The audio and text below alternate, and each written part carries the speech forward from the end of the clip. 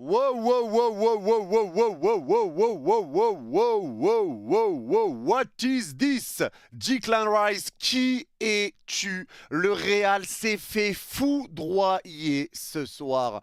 Salut les fraudes, j'espère que vous allez bien. On se retrouve pour une nouvelle vidéo. Et nouvelle vidéo, débrief du match entre Arsenal et le Real Madrid. Victoire 3-0 d'Arsenal. Le Real prend une grande claque ce soir. Le Real se fait massacrer ce soir. Et surtout en deuxième mi-temps. La première mi-temps, ça a été une première mi-temps où Arsenal a eu l'avantage. Mais c'était pas un match exceptionnel. En tant que spectateur, c'était pas une première mi-temps où on s'est régalé. C'était une première mi-temps assez équilibrée. Mais au final, ce match en première mi-temps a arrangé le Real, puisque le Real restait bien en place, tu restais bien en bloc. Arsenal voulait pas se découvrir non plus quand le Real montait, donc Arsenal restait très bas, mais ça arrange le Real, parce que s'il y avait match nul, le Real aurait été content ce soir. Ils auraient été contents avec un match retour au Bernabeu, donc ça leur allait très bien. Mais en deuxième mi-temps, à partir du moment où Arsenal, ils se sont dit « Oh !»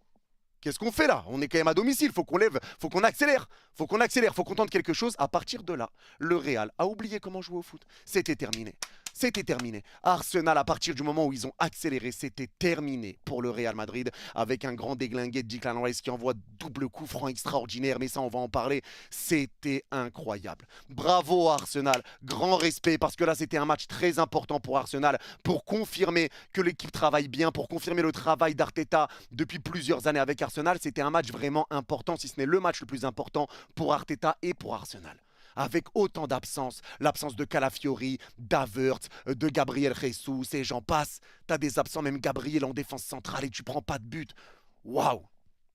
Waouh! Et le Real Madrid ce soir aura été inoffensif. Mais chapeau Arsenal. Mais le Real ce soir aura été inoffensif. Parce que le Real Madrid, encore une fois, est arrivé avec un dispositif en 4-3-3, mais en phase défensive en 4-4-2, avec Vini et Mbappé devant, parce que tu t'adaptes à tes joueurs qui ne veulent pas presser. Encore une fois, tu repars avec les 4 offensifs que tu as, alors que tu sais que ça ne fonctionne pas. Tu mets Alaba latéral gauche, alors que tu as Fran Garcia qui fait des bonnes choses et qui est plus rapide qu'Alaba. Et au final, Alaba prend la flotte. Il a fait un match catastrophique et celui qui donne le coup franc, qui ramène le premier but d'Arsenal. C'est une équipe du Real qui a joué très bas pour essayer de lancer des contre-attaques, mais t'arrivais pas à te relancer, donc t'avais du déchet sur tes relances. Alors oui, en première mi-temps, t'as bien bloqué Arsenal, et encore Arsenal se créait des situations. T'es resté bien en place, bien en bloc, et t'as espéré récupérer un match nul ou une victoire sur un contre-attaque. Mais aujourd'hui, le Real Madrid n'a été dangereux seulement que sur des erreurs d'Arsenal. Sur la passe par exemple de Saka en retrait qui est mal donnée, c'est rendu à Vini. Sur la passe en retrait au milieu de terrain qui repart derrière, c'est repris par Vini qui lance Mbappé qui est hors jeu.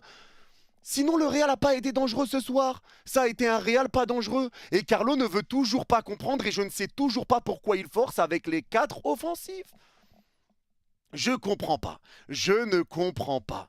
Je comprends pas comment tu forces autant avec tes 4 offensives quand tout le monde le sait que le Real Madrid, les 4 ensemble, les 4 devant, ça ne matche pas. Ça ne marche pas. Ce soir, Vinicius a été dégueulasse. Dégueulasse. Il a tiré 0 fois, donc forcément 0 tir cadré. Je sais même pas s'il a remporté un duel contre Timber. Timber l'a éteint littéralement. Vini était nul ce soir. Et Carlo Ancelotti est en partie responsable de ça aussi, puisqu'il l'a laissé terminer tout le match, alors qu'il était très très nul. Même Rodrigo sur le côté droit, mais Rodrigo après, c'est pas son poste sur le côté droit, mais aujourd'hui Rodrigo n'a pas été bon. Que ça soit balle au pied, que ça soit dans le jeu, Rodrigo aussi a été très mauvais. Le joueur offensif du Real qui a été le meilleur, c'est Mbappé, et pourtant c'est pas non plus une grande prestation de Kylian, il a raté un grand face-à-face, etc. C'est pas une grande prestation de Kylian, mais aujourd'hui à un moment donné, je vous l'avais déjà dit, sur les matchs du PSG à l'époque quand il y avait Mbappé, Messi, Neymar, et que je faisais des débriefs et que je disais, les gars, on gagne mais on pue la merde. Les gars, réveillez-vous, quand on va arriver contre une grosse équipe, on va prendre une tôle. On joue, on gagne, mais on pue la merde. Et qu'on me disait, oui, mais t'abuses, t'es jamais content, on a gagné, on est invaincu, blablabla, avant la Coupe du Monde. Hein? Et au final, arrive le Bayern, bam bam, tu te fais taper les fesses et tu sors. Tu sors minablement. Minablement. Et là, tu le sais, tu le vois, ces 4-là pour le Real Madrid, ça ne marche pas. Ça se passe bien quand il y a Rodrigo à gauche avec Mbappé, les deux combinent bien. Pourquoi tu repars tout le temps avec la même chose pour Carlo? Je pense que là, c'est terminé. Pour moi, Carlo dit adieu à son poste. Il dit adieu à son poste. Déjà que la saison, c'était compliqué, mais ça aussi, je vous l'avais dit sur les débriefs du Real Madrid. Je vous disais qu'il était temps pour le supporter du Real d'arrêter de se dire, bon, là, on a mal joué, mais on a gagné, c'est l'essentiel. Non, faut le dire. Faut le dire quand c'est nul, parce que le Real Madrid gagnait des matchs et le Real Madrid cette saison a gagné beaucoup de matchs. Le Real Madrid est encore dans toutes les compétitions. T'es en course au titre en Liga, t'es encore en finale de Coupe du Roi, t'es encore en course en Ligue des Champions. Donc forcément, certains n'osent pas trop parler. Mais dans le jeu, c'est faible. Ce n'est pas normal la manière dont le Real joue. Ce n'est pas normal. Et à chaque fois qu'un gros arrive, tu te fais plier. En Ligue des Champions, tu es à 5 ou 6 défaites. C'est déjà le plus haut ratio de défaites du Real Madrid depuis l'année 2000-2001. Il y a quelque chose qui va pas. Il y a quelque chose qui va pas. L'attaque, ça fonctionne pas. Le jeu, ça fonctionne pas. Défensivement, c'est compliqué. T'as mis Valverde à droite pour remplacer Lucas Vazquez. Valverde fait un bon match. Mais à gauche, c'est Alaba à la place de Fran Garcia. Alaba a été catastrophique. Ça a été très dur. Très, très compliqué. Aujourd'hui, le bon vieux Modric, ça a été compliqué aussi pour lui. Même si Tchouaméni est suspendu, que Ceballos est blessé. Ça a été très compliqué pour Modric devant l'agressivité du milieu de terrain d'Arsenal. Ça a été dur. Ça a été dur. Le Real Madrid, aujourd'hui, n'a pas été dangereux. Et malgré le fait que ça a été une première mi-temps qui était, comme je vous l'ai dit, une première mi-temps dominée légèrement par Arsenal. Arsenal s'est créé quelques situations. Le centre de Saka qui passe devant tout le monde, personne pour le pousser au fond. Les frappes, etc. Arrêté par Thibaut Courtois qui a fait de belles parades. Il y a eu des situations par-ci par-là, mais des moments où Arsenal, il jouait un petit peu à la baballe, de gauche à droite, parce que le bloc du Real était très bas et qu'ils avaient du mal à avancer. Et tu voyais que quand le Real avait la balle, Arsenal aussi était très bas. Tu sentais en fait en première mi-temps que les deux équipes avaient peur de prendre un but. Et arrive cette deuxième mi-temps et tu as l'impression qu'Arsenal s'est dit bon, en fait, là on est en train de faire un truc qui arrange le Real. On est en train de faire un truc qui arrange le Real. Donc maintenant, on est à domicile, c'est à nous de gagner le match. Un match nul, c'est pas un bon résultat. On va pousser et on verra ce qui va se passer. Parce que je pense qu'Arsenal avait très très peur du quatuor offensif du Real. Parce que même si le Real joue pas hyper bien, c'est toujours dangereux de laisser de l'espace et de laisser des coups en profondeur. Mais si vous regardez bien, la seule équipe à avoir tabassé le Real cette année, réellement, c'est qui? C'est le Barça, après les avoir regardés dans les yeux. Parce que le Barça n'a pas peur du Real Madrid. Tu n'as pas peur du Real Madrid. Et la différence, elle est là. C'est que ce Real Madrid-là, le Real Madrid fait peur parce que c'est le Real Madrid. Mais là, Arsenal s'est dit en deuxième mi-temps, on va les regarder dans les yeux et on va jouer notre football et on verra ce qui va se passer parce que dans tous les cas, 0-0, c'est pas un bon résultat pour nous. Donc il faut qu'on joue différemment. Et Arsenal a joué différemment. Arsenal a poussé, Arsenal a commencé à presser, à se créer des situations, à jouer vers l'avant, à être dangereux et c'est là que tout tourne. C'est là que tout tourne. En fait, à partir du moment où tu regardes, où Arsenal a regardé le Real dans les yeux, j'ai l'impression qu'ils se sont dit, mais en fait, ils sont nuls. Ils sont nuls, gros. On avait peur de quoi? Ils sont nuls. Et là, il faut le dire, les gars, le Real ce soir, ça a été très mauvais. Ça a été très, très, très mauvais. Alors oui, il y aura un retour, mais ce soir, le Real, ça a été chaotique. Chaotique, très très très très très mauvais. Des occasions que tu as seulement sur des passes en profondeur où tu essaies de lancer Mbappé mais tu te fais avoir. Vini qui est pas dangereux, Rodrigo que tu vois pas du match, c'est dur. Pour moi les seuls aujourd'hui qui ont réussi à sortir la tête de l'eau côté Real, ça a été Mbappé. Mais dans les vrais qui ont sorti la tête, pour moi, c'est Bellingham, c'est Thibaut Courtois, même s'il prend pas de but. Je vous mets Courtois dans les tops. Mais vous vous rendez compte, les gars, de ce que ça veut dire? Vous vous rendez compte? Les gars, je pense que là, les supporters du Real, vous aviez quand même la situation sous les yeux depuis un moment. Et le problème, c'est que Carlo Ancelotti fait toujours des choix désastreux. Il y a des choses qu'on voit tous, des choses qu'on voit, les quatre offensifs devant, ça ne marche pas. Pourquoi il force? Pourquoi il force à la bas à gauche? Pourquoi faire? Pourquoi faire? Au final, il s'est fait éteindre et c'est lui qui donne le coup franc et le but de Declan Rice. Et Declan Rice aujourd'hui t'envoie 2 coups francs. Les gars, les coups francs de Declan Rice, s'il vous plaît. C'est le premier joueur à mettre 2 coups francs directs en phase finale de Ligue des Champions. Les 2 coups francs qu'il a mis, ils sont plus beaux les uns que les autres. Premier coup franc qui vient contourner le mur, pas de au-dessus, pas de en dessous. Il le contourne, le ballon n'est pas cadré, mais il revient, il repique. Il a tourné juste pour tourner sur le mur. Il repique sur le poteau et il passe, il rentre au ras du poteau. Courtois peut rien faire.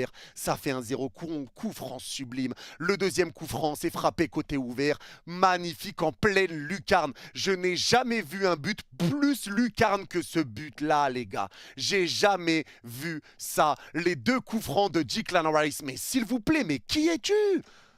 Qui es-tu, Declan Rice? C'est quoi ces coups francs de fou? Et on peut même pas dire, ouais, il a mis un beau coup franc, mais le deuxième, il est moins bon. Ils sont beaux tous les deux. Ouais, mais le deuxième, ils sont beaux tous les deux. Ouais, mais non, le premier, ils sont beaux tous les deux. Non, le premier est plus beau, ils sont beaux tous les deux. exceptionnel les coups francs de Declan Rice, exceptionnel. Et Arsenal a montré un très beau visage. Ils ont montré un très beau visage. Et le Real Madrid, le pire dans tout ça, c'est qu'il y a beau avoir 1-0, 2-0, 3-0, le Real Madrid est resté inoffensif, amorphe, ils n'ont rien fait, ils n'ont rien réussi à faire. Tu termines même avec l'énervement de Camavinga qui va prendre le carton jaune. Il était déjà suspendu pour le match retour. Mais ben maintenant, c'est encore pire. Là, c'est compliqué. Ce n'est pas normal pour une équipe comme le Real Madrid de jouer de cette façon-là. Et Carlo doit le comprendre. Il a des choses à changer dans cette équipe. Il a laissé Vini tout le match. Tout le match, il l'a laissé. Tout le match. Alors qu'Arsenal n'a même pas de neuf. Il y a beaucoup d'absents. Waouh! Waouh! Même pas un pic d'orgueil, même pas un petit peu de caractère. Tu n'as rien montré. Tu n'as rien montré. Et quand Arsenal a poussé, c'était terminé. À partir du moment où Arsenal a passé la deuxième vitesse, le Real Madrid a oublié tout son football. Tout son football a disparu, c'était terminé. Et le pire dans tout ça, c'est qu'il y a 3-0, il y a 2 frappes qui ont été sauvées sur la ligne par Bellingham et par Alaba. La seule chose bien de son match, c'est le sauvetage sur la ligne. 2 sauvetages sur la ligne et un gros match de Thibaut Courtois également. Un gros match de Courtois, les gars. S'il n'y a pas tout ça, mais il y a déjà 5-0 là. Je sais pas si on se rend compte. Il y a déjà 5-0.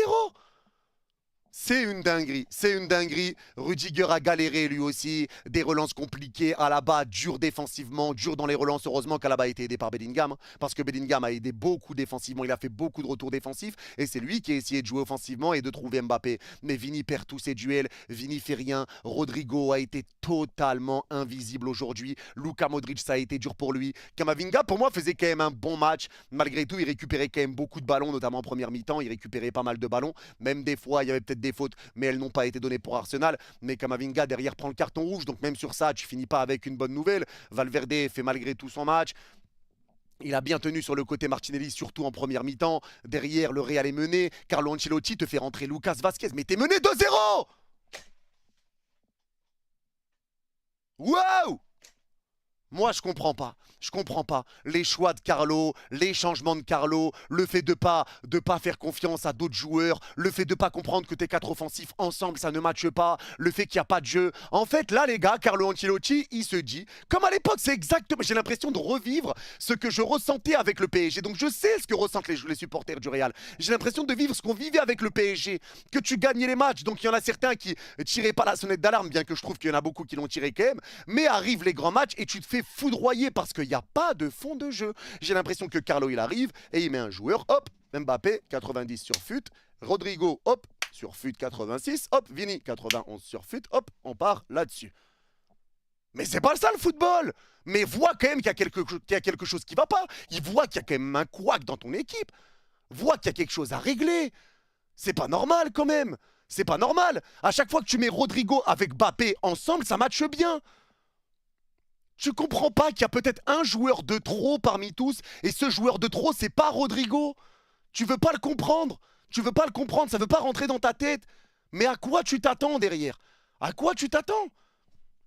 Alors, le Real a craqué. Le Real a craqué. Je crois que c'est la 11e défaite du Real cette année. C'est impressionnant. Tu as pris 11 buts en 4 matchs là pour le Real Madrid.